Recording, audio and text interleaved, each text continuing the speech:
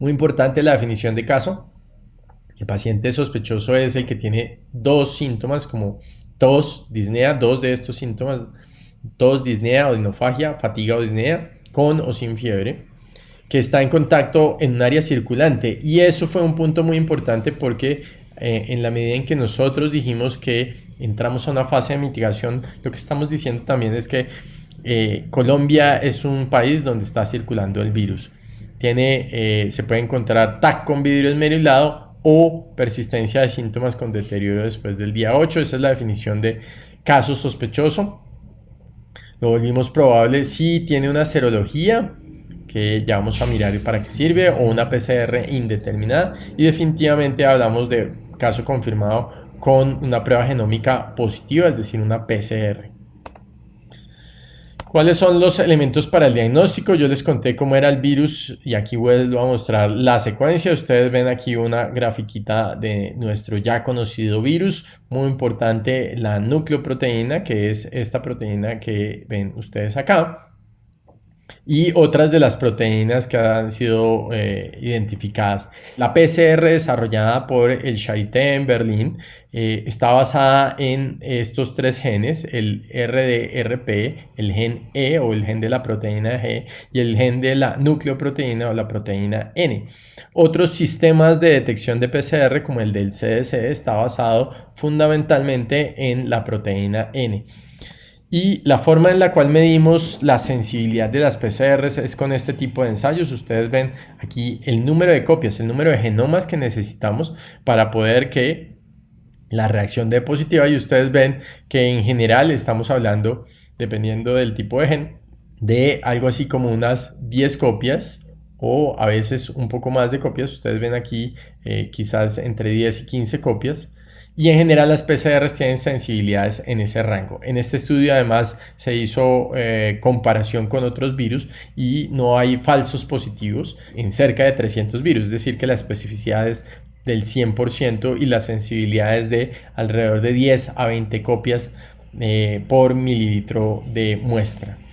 Es decir que es muy importante la capacidad de detección. Entonces ustedes ven aquí el modelo que estaría generando la PCR. La PCR podría ser positiva a partir del tercer a cuarto día si el paciente inicia sus síntomas en promedio alrededor del quinto día, y a partir de estos días probablemente la cantidad de virus que se secretaría sería un poco menor. Los pacientes más graves tendrían un periodo de secreción viral más prolongado. Aquí estaría el tiempo medio de duración de esa identificación de ARN, una media de 7 días con un rango de 4 a 15 días, pero obviamente no se sabe cómo se comportan los pacientes asintomáticos y tampoco es muy claro cuál es el tiempo de contagio.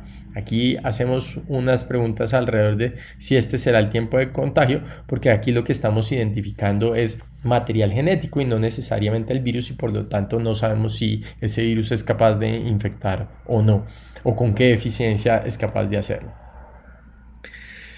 Una pregunta muy importante que aún no tenemos muy clara: ¿se necesita hacer una segunda PCR? En algunos estudios se ha encontrado que la sensibilidad de una PCR puede estar alrededor del 97%.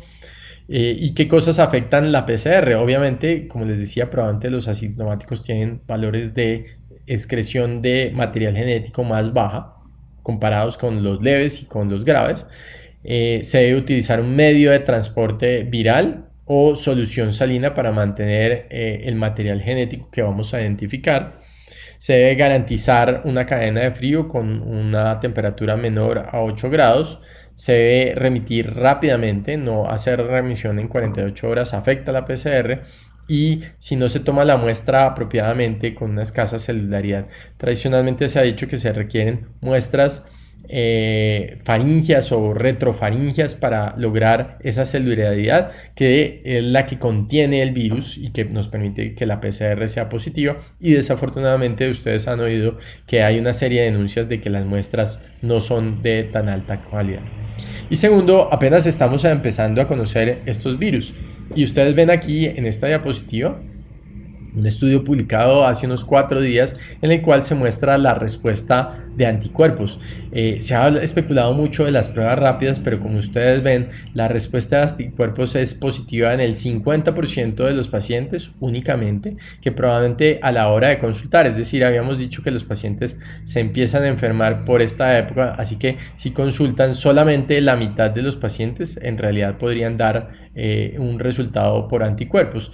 Los anticuerpos son positivos más o menos después de la tercera semana, ustedes ven, y efectivamente después de la cuarta semana podemos garantizar que los anticuerpos sean 100% positivos. Así que la respuesta de anticuerpos nos está midiendo una cosa diferente, que es cómo podemos identificar el paciente que ya tuvo enfermedad y su papel, estos anticuerpos está por definir. Las pruebas de anticuerpos no son efectivas para diagnosticar el paciente agudo porque en ese escenario tienen una muy baja sensibilidad.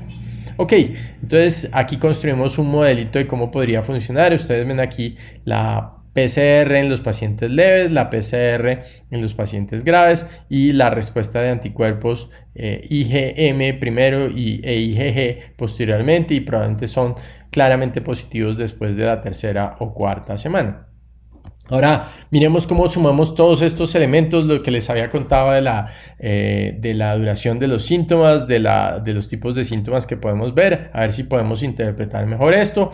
Pero antes de pasar a eso vamos a ver la tomografía. Este estudio publicado recientemente muestra o sugiere una sensibilidad del 96,5%, pero con una especificidad muy baja.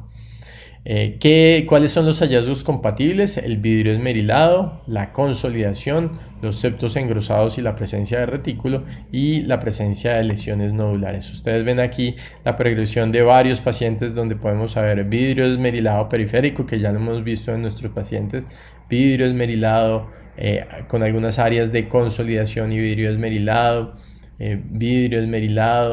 y más vidrio esmerilado con algunas áreas de consolidación, aparentemente el vidrio esmerilado de forma periférica, y esas son cosas que hemos visto recurrentemente en nuestros pacientes. Así que sumemos todo esto a ver cómo hacemos el diagnóstico. Este sería, ustedes ven aquí el día 1 de inicio de los síntomas. En adelante, pues, probablemente la transmisibilidad puede variar en este rango dependiendo de la duración de los síntomas. El periodo de incubación podría durar hasta el día 4 o 5 y el paciente empezaría a secretar su virus en estos días. Esta sería la semana en la cual el paciente presentaría síntomas gripales. Este sería el momento en el cual, si un paciente requiere hospitalización pero es leve, se hospitaliza probablemente alrededor de 7 días. Y esta sería la duración en los pacientes que llegan más graves y que por lo tanto requieren ingreso a unidad de cuidado intensivo, etcétera, que van a durar mucho más. Entonces, dependiendo de todos estos escenarios, podemos tratar de aproximarnos al diagnóstico. La PCR es positiva, como les decía, 24 a 48 horas antes del inicio de síntomas. Quiere decir que si los síntomas inician en este rango, la PCR va a ser probablemente positiva en este rango, pero va a ser más claramente positiva, vamos a tener mejor posibilidad con una buena muestra en la medida en que el paciente tenga síntomas más importantes y probablemente puede durar algunos días después de la hospitalización. Ustedes ven aquí los antígenos, pero todavía esta tecnología no ha sido claramente desarrollada, no hay estudios claros. Los estudios de antígenos no parecen todavía muy bien definidos, pero si hubiera antígenos podrían aparecer en este periodo justamente en conjunto con la secreción de ARN viral.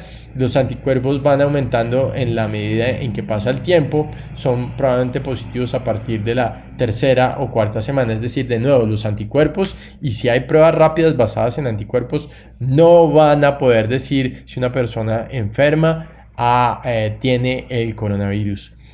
Puede ser que nos ayuden, si son de buena calidad, a decir quién ya tuvo el coronavirus en el mes anterior o unos meses incluso posteriores, y nos van a poder ayudar a discriminar grupos de pacientes. Y finalmente ustedes ven el TAC probablemente si tiene su mayor utilidad unos días antes de que inicien los síntomas severos y probablemente hasta algunos días después de la hospitalización, con un rango que todavía no es claramente conocido. Muy bien, y vamos a pasar al tratamiento sugerido por la guía. ¿Qué dice la guía? Que el tratamiento de las formas leves es un tratamiento sintomático. Si el paciente hace una neumonía, puede requerir antibiótico y puede requerir oseltamivir. ¿De qué va a depender la necesidad de antibiótico? Si uno tiene un diagnóstico claro de neumonía, se recomienda utilizar el antibiótico y el antiviral si el paciente tiene menos de 7 días de evolución. Si el paciente, si yo en mi institución puedo hacer unas pruebas adicionales, pruebas de antígenos, pruebas moleculares, etcétera, podría quitar el antibiótico con seguridad. Entonces, en pacientes con neumonía grave, ¿cuáles son? Aquellos que tienen requerimiento de ventilación mecánica, requerimiento inotrópico y tienen disfunción multiorgánica de uno o varios órganos, medido a través de la escala de SOFA. Ahora, finalmente, ¿qué se recomendó como tratamiento? Y ustedes ven que pongo entre comillas antiviral porque tiene efecto antiviral in vitro, pero no se ha demostrado su efectividad en estudios clínicos. El consenso definió que íbamos a dejarle antivirales a los pacientes con neumonía, con factores de riesgo e hipoxemia leve que estuvieran en sala general. Es decir, si un paciente tiene una neumonía que requiere hospitalización, pero adicionalmente tiene factores de riesgo, usualmente definido como mayores de 60 o 65 años, diabetes, otras comorbilidades, etcétera, e hipoxemia, pues eventualmente este paciente va a recibir la terapia combinada con cloroquina o hidroxicloroquina, uno de los dos, en combinación con lopinavir más ritonavir. Y las formas severas de la enfermedad, todos van a recibir este tratamiento, o al menos es lo recomendado. Remito a la guía para que ustedes consulten las dosis de cada uno de estos medicamentos. Muy importante, estos medicamentos en combinación pueden prolongar el QT, es decir, hacer cambios electrocardiográficos importantes. ¿Qué estudios clínicos tenemos? Únicamente un estudio con lopinavir ritonavir publicado en el New England Journal. Los otros estudios son más pequeños o de aún más baja calidad. Este es un estudio aleatorizado, un estudio que incluyó pacientes, 200 pacientes en total, con un tiempo promedio a la mejoría de 16 días. Y ustedes ven aquí, se observó una tendencia a una disminución de la mortalidad en el brazo del lopinavir ritonavir, pero que no fue estadísticamente significativa, y una estancia en la UCI que fue menor pero no estadísticamente significativa en los pacientes que recibieron lopinavir ritonavir. Este estudio no contó con un brazo de placebo. Y ustedes ven aquí el control virológico en los días subsiguientes, que no es muy claro el efecto antiviral del lopinavir ritonavir, pero vale la pena mencionar que 1 de cada 3 pacientes en realidad ya tenía una carga viral indetectable en el momento del inicio del tratamiento. Y el famoso estudio de acitromicina, esto es lo que está publicado a la fecha. El estudio de Gautret, dirigido por el grupo del profesor Didier Raoult, un experto en riquecias que tenía un control histórico, pero probablemente sería histriónico, un estudio no aleatorizado en el cual se utilizó la acitromicina en términos de la descripción de ellos para la prevención de neumonía, es decir, sin una indicación clara, con pacientes de bajo riesgo. Y en la primera parte, esto que está publicado, solamente 6 pacientes fueron incluidos con acitromicina y hidroxicloroquina. En la segunda parte incluyeron incluso pacientes asintomáticos, de forma que es muy difícil obtener una información sin un grupo como el parador. Muy importante, estos pacientes, como les decía, o esta combinación recomendada puede elevar el QT. Este es una guía que se está utilizando en muchos sitios y que probablemente será recomendada por la nueva versión del consenso para predecir ese alargamiento del QT, y que las invito a que consulten.